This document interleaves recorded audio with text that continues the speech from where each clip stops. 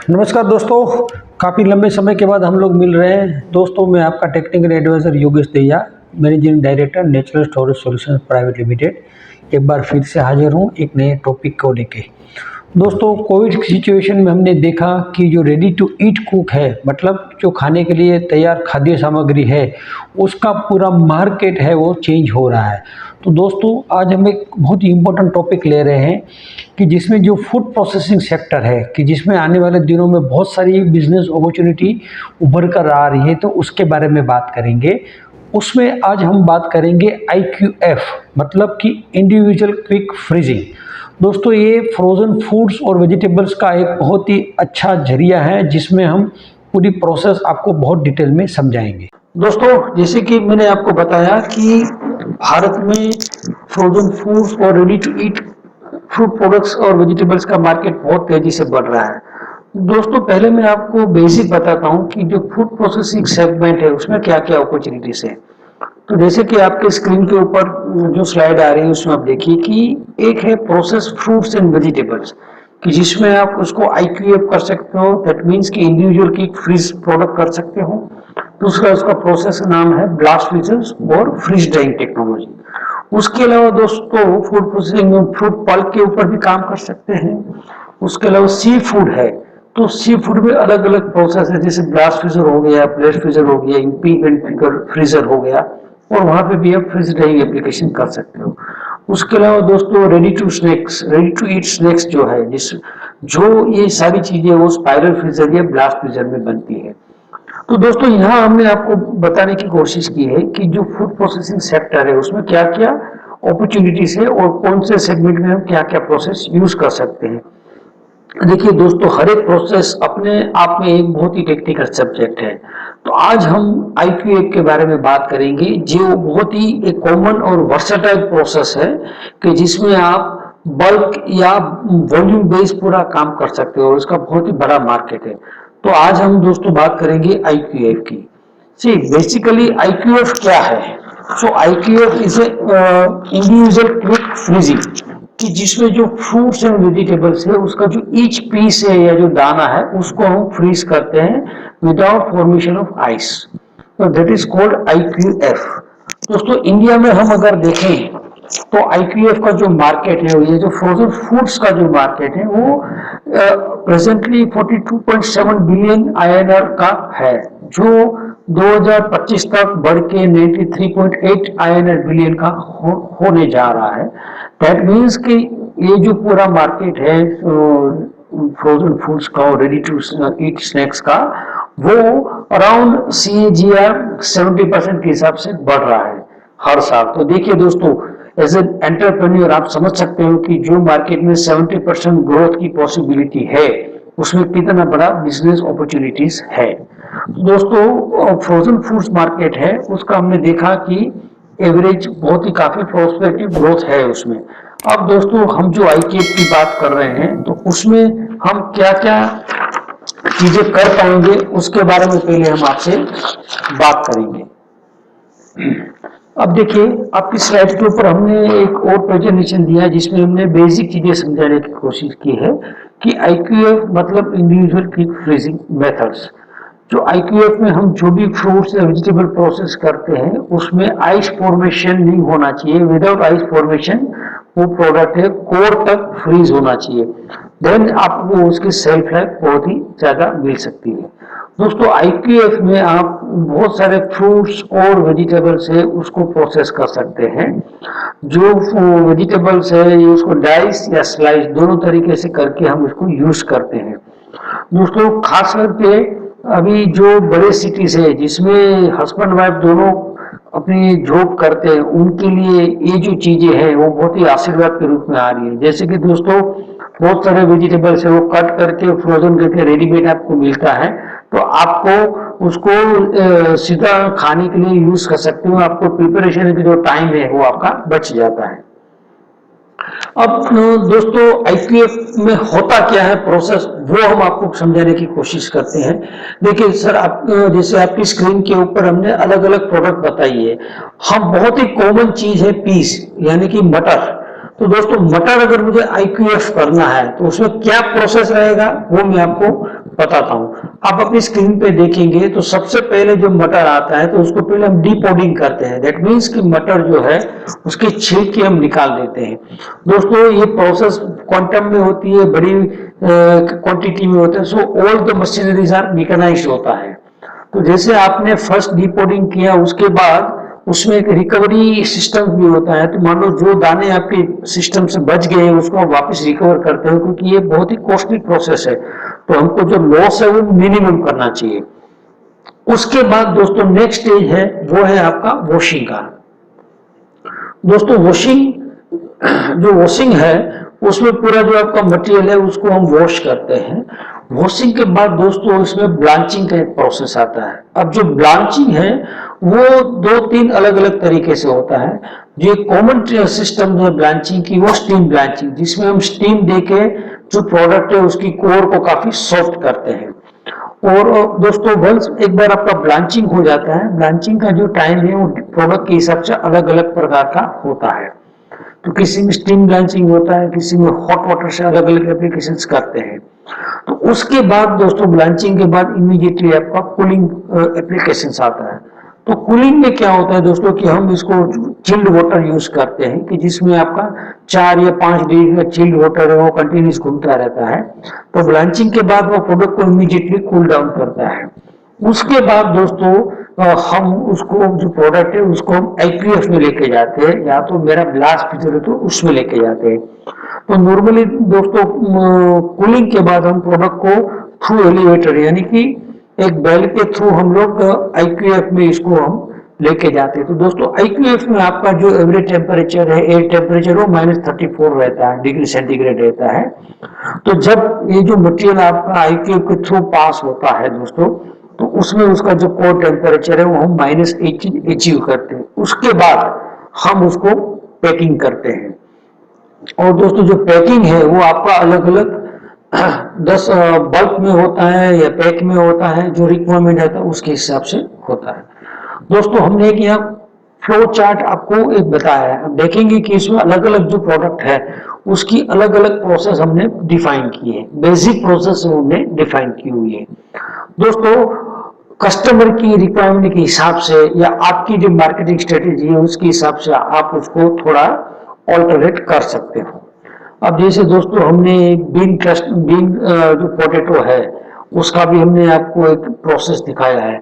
देखिए दोस्तों पोटैटो में क्या होता है कि आप उसकी स्किन निकालोगे, उसके बाकी के जो खराब पार्ट है वो हटा दोगे। उसके बाद आप उसको स्लाइस या डाइस करोगे अपनी मार्केटिंग स्ट्रेटेजी के हिसाब से। उसके बाद आप वॉशिंग करोगे, फिर उसको ब्लांचिंग करोगे, then you will do the cooling, और कूलिंग के बाद फिर आप उसको IQF में लेके जाएंगे।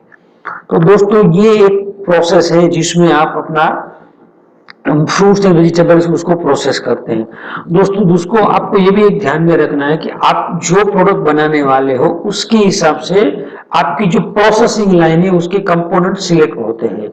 और स्लाइसर है, डाइसर है, ब्लांचर है, कूलर है, ये सब की कैपेसिटी आपके प्रोडक्ट और आपकी IQF उसकी कैपेसिटी के हिसाब से डिसाइड होती है। अब देखिए ये हमने प्रोसेस देखा, उसके बाद IQF के बेनिफिट्स क्या है। तो जैसे सर मैंने बताया आपको दोस्तों कि जो एक बार हम उसको फ्रीज करते हैं तो उसकी जो लाइफ है वो 6 से लेके 12 महीने तक सेल्फ लाइफ बढ़ जाती है। और दोस्तों बहुत सारी जो कंपनियां हैं वो उसको स्टोर करके फिर एक्सपोर्ट भी करते हैं, लोकल मार्केट के लिए भी बहुत बड़ी डिमांड है। उसके अलावा दोस्तों ये जो प्रोसेस है प्रिजर्वेशन की वो पूरी नेचुरल प्रोसेस है।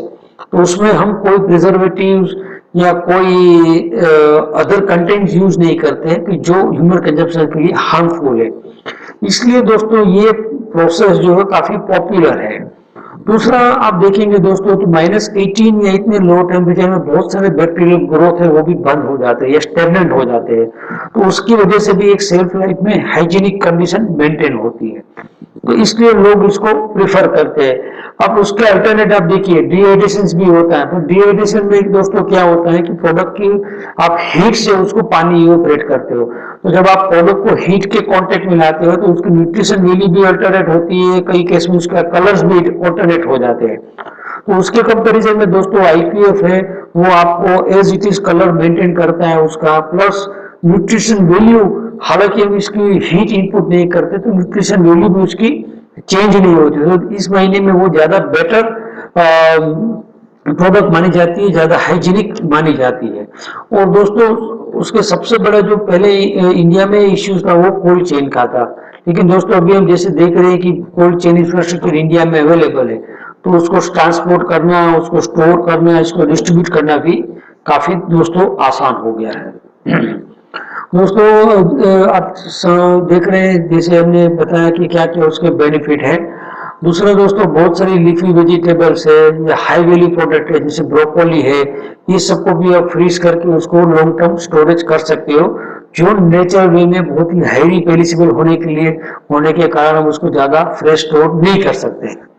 तो ये IQF का एक बहुत बड़ा एडवांटेज है। दोस्तों कोई भी एंटरप्रेन्योर के लिए देखिए कि हमने जो स्लाइस अभी रखा है आपको दिखा रहे हैं वो बहुत ही इंपॉर्टेंट है। देखिए दोस्तों अभी जिस तरह से लोगों की ईटिंग हैबिट्यूड है वो चेंज हो रही है, खाने की आदत वो चेंज हो रही है, प्लस हम लोग अराउंड द ईयर हर एक चीज डिमांड करते हैं। जैसे दोस्तों पहले मैंगो है हम सीजन में ही 2 महीना खाने को मिल रहा था, but because of this technology now the frozen mango pulp और डाइस मैंगोस अवेलेबल है। तो आप ये जो हाईली पेरिसेबल फ्रूट वेजिटेबल्स है जैसे लीची हो गया या कस्टर्ड एप्पल हो गया, उसका पल्प हो गया, तो ये सब चीज आपको through out the year because of this process available रहता है। दूसरा सर जैसे बहुत सारे फर्स्ट टायर और टू टायर जो सिटीज है उसमें हस्बैंड वाइफ दोनों लोग जॉब करते हैं, तो उनके लिए ये चीज बहुत ही आशीर्वाद रूप है कि भाई अपने फ्रिज में रखा है आके बना लिया, जो बचा उसको वापस रख दिया, तो दे कैन रीयूज, मतलब उसमें आपका जो वेस्टेज है दोस्तों वो जीरो हो जाता है। तो ये एक बहुत बड़ा एडवांटेज है। इसलिए धीरे धीरे इंडिया में फ्रोजन फूड है उसकी मार्केट और डिमांड काफी बढ़ रहा है। दोस्तों एक सबसे इंपॉर्टेंट पार्ट है कि गवर्नमेंट का भी फोकस है कि उनको फार्मर्स की इनकम है वो डबल करनी है। हमारे मोदी जी का विजन है कि जिसमें हम आने वाले सालों में हमारे फार्मर्स की इनकम डबल करना चाहते हैं। तो उसमें एक सबसे बड़ा इंपॉर्टेंट पार्ट है कि जो फ्रूट्स एंड वेजिटेबल्स हम प्रोड्यूस करते हैं उसका लॉस मिनिमम हो जाए। दोस्तों अभी हम सब जानते हैं 35 से 40% जो मटेरियल अपना वेस्ट हो जाता है, that is only because of lack of storage facility and processing facility. तो दोस्तों गवर्नमेंट ऑफ इंडिया ने इसके ऊपर बहुत फोकस किया है, गवर्नमेंट ऑफ इंडिया इसके ऊपर काफी सपोर्ट दे रही है। आप हमारी वेबसाइट पे जाएंगे तो आपको सब्सिडी के बारे में और डिटेल्स मिलेगी कि जिसमें आपको सब्सिडी इस तरह के प्रोजेक्ट्स के लिए सब्सिडी है, ग्रांट्स है, वो गवर्नमेंट की एजेंसी के द्वारा अवेलेबल है। तो आप उसका बेनिफिट लेके आप अपने प्रोजेक्ट को ज्यादा वायबल कर सकते हो। दोस्तों अभी आप देख रहे हैं कि हमने कुछ स्लाइड्स के थ्रू आपको समझाने की कोशिश की है कि IQF प्लांट है उसमें क्या क्या रहता है। तो देखिए जो सबसे एक इम्पोर्टेंट पार्ट है IQF फ्रीजर्स, उसके बाद उसके साथ रिलेटेड रहता है प्री प्रोसेसिंग लाइन। जैसे मैंने आपको बताया कि आपका जो फ्रूट्स एंड वेजिटेबल्स होगा उसके हिसाब से आपकी पूरी प्रोसेसिंग लाइन है या प्री प्रोसेसिंग लाइन वो डिजाइन होगी।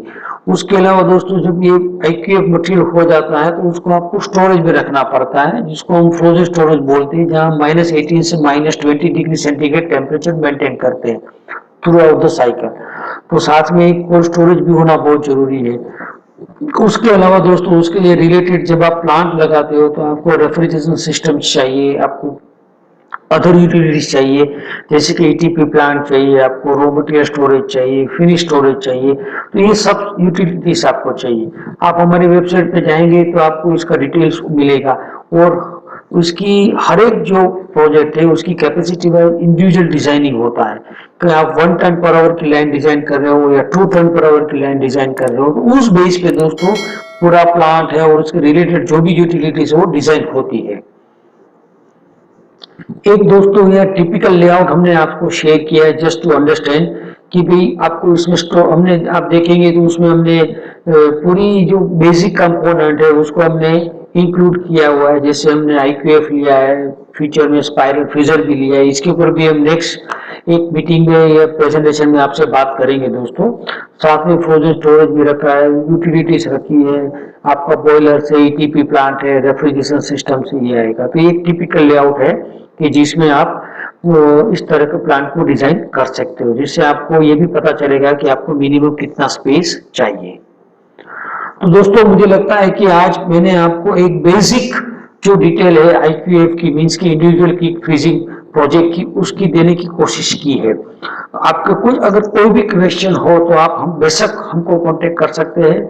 हमारा वेबसाइट है www.nsspl.in, उसके ऊपर आप बात कर सकते हो, कांटेक्ट कर सकते हो, आपको बहुत सारा इंफॉर्मेशन एडिशन मिल सकता है।